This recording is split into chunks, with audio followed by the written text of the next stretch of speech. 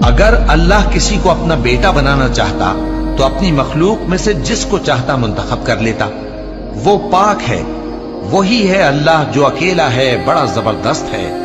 اسی نے آسمانوں اور زمین کو تدبیر کے ساتھ پیدا کیا ہے، اور وہی رات کو دن پر لپیٹتا اور دن کو رات پر لپیٹتا ہے، اور اسی نے سورج اور چاند کو کام میں لگا رکھا ہے، سب ایک وقت مقرر تک چلتے رہیں گے۔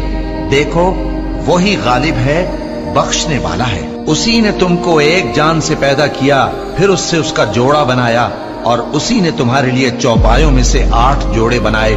وہی تم کو تمہاری ماؤں کے پیٹ میں پہلے ایک طرح پھر دوسری طرح 3 اندھیروں میں بناتا ہے۔ یہی اللہ تمہارا پروردگار ہے، اسی کی بادشاہی ہے، اس کے سوا کوئی معبود نہیں۔ پھر تم کہاں بہہ کے جاتے ہو؟ اگر ناشکری کرو گے تو اللہ تم سے بے نیاز ہے، اور وہ اپنے بندوں سے ناشکری پسند نہیں کرتا، اور اگر شکر کرو گے تو وہ اس کو تمہارے لیے پسند کرتا ہے، اور کوئی بوجھ اٹھانے والا دوسرے کا بوجھ نہیں اٹھائے گا۔ پھر تم کو اپنے پروردگار کی طرف لوٹنا ہے، پھر جو کچھ تم کرتے رہے وہ تم کو بتا دے گا۔ وہ تو دلوں کی پوشیدہ باتوں تک سے آگاہ ہے۔